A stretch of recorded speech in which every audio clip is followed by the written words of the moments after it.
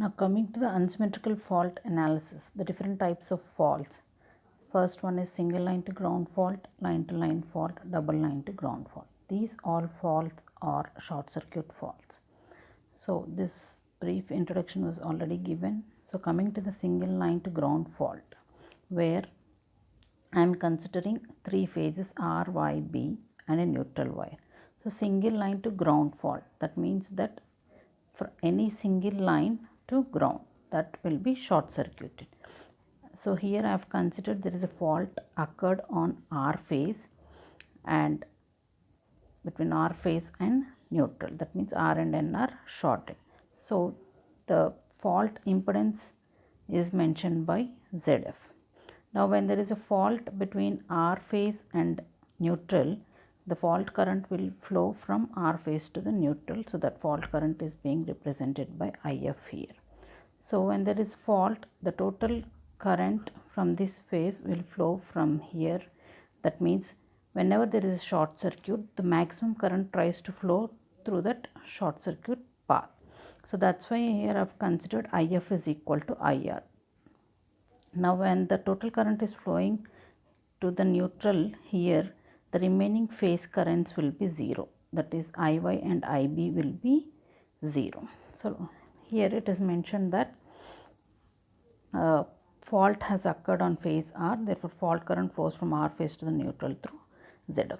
Now the currents in phases Y and B will become 0 and they are represented by IY equal to 0 and IB equal to 0.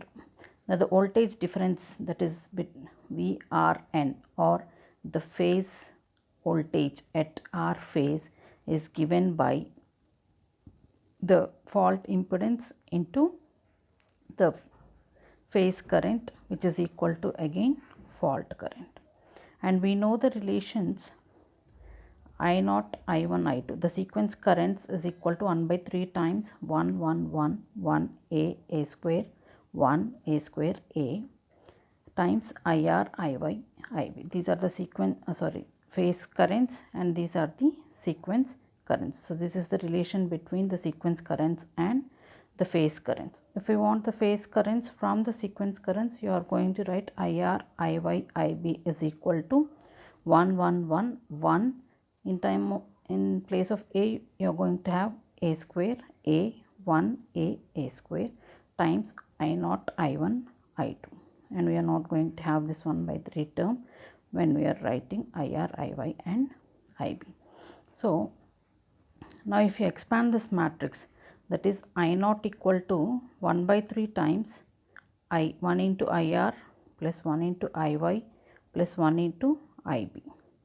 So that is written here. Now we already mentioned that IY and IB are zeros. So here I0 equal to IR by 3. Now coming to the second term I1, which can be written as 1 by 3 times 1 into IR plus A into IY plus A square into IB. So whatever may be the terms here, but IY and IB are zeros. So when you substitute that, we are going to get IR by 3. Similarly, the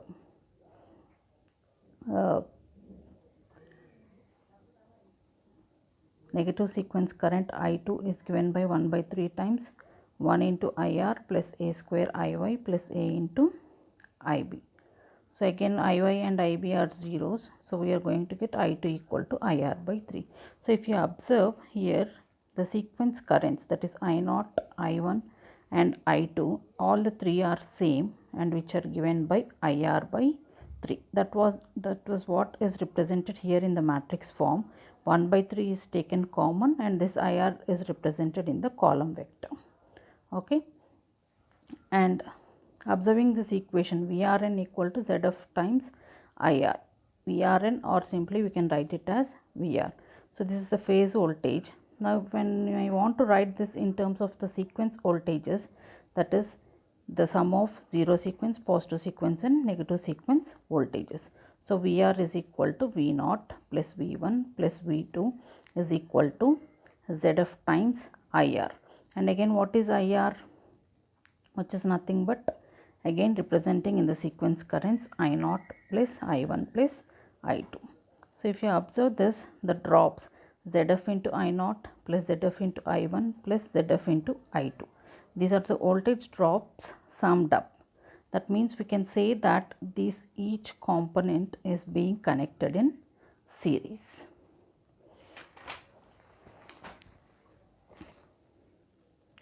So we have observed that I0 equal to I1 equal to I2 equal to 1 by 3 times IR, which is equal to 1 by 3 times IF. So from this I can write fault current as 3 times I1. Why I am representing in terms of the positive sequence current is whether there is a fault or not, but we are going to have only the positive sequence components. That's why I am representing this in terms of the positive sequence current I1. Now, since sequence currents are same, so when you substitute that in the above equation, that is V0 plus V1 plus V2 equal to ZF times, there we have written I0 plus I1 plus I2. So since all are same, I will be getting 3 times I1. I am representing all in terms of I1. So this 3 I will be bringing in front of ZF and write this as 3 times ZF into I1. So by making use of these two relations, I am going to draw an interconnected sequence network. So whenever there is an LG fault, the independent positive, negative and sequence networks are going to be dependent now. Okay.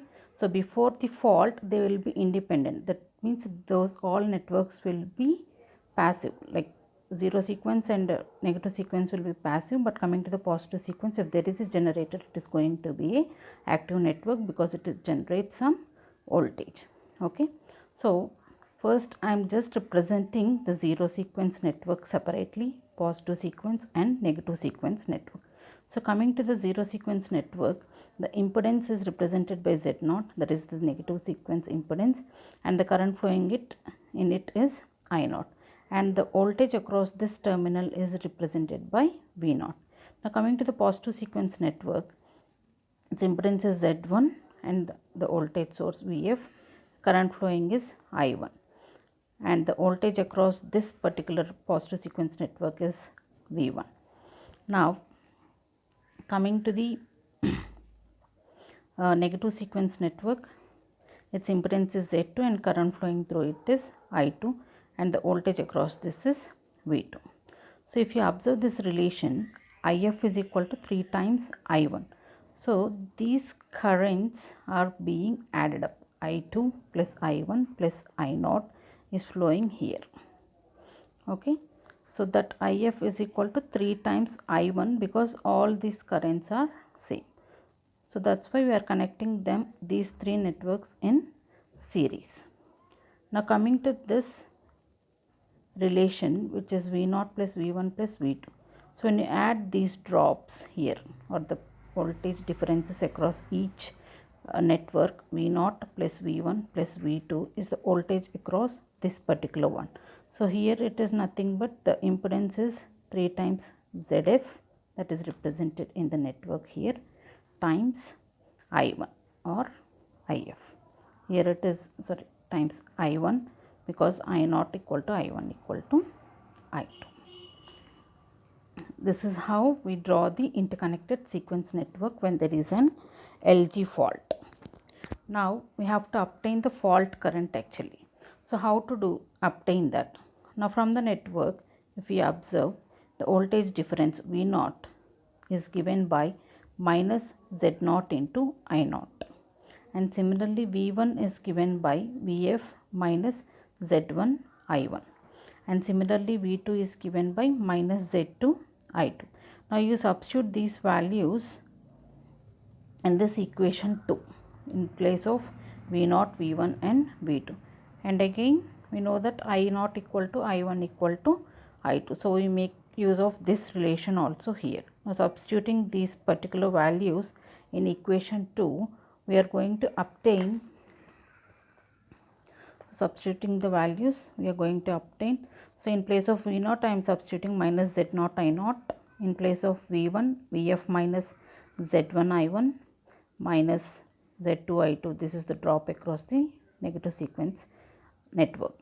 is equal to 3 times ZF into I1. Now taking the I1 terms common on the left hand side, I am going to get, so since negative sign is there for all the terms here, I have taken minus I1 as common. So I am going to get Z0 plus Z1 plus Z2, and we are left out with Vf is equal to 3 times ZF into I1. Now this Vf is equal to, now taking these all terms to the right hand side, this minus becomes plus. So I1 times Z0 plus Z1 plus Z2 plus 3 times ZF. Now from this, I1 is equal to Vf by Z0 plus sorry,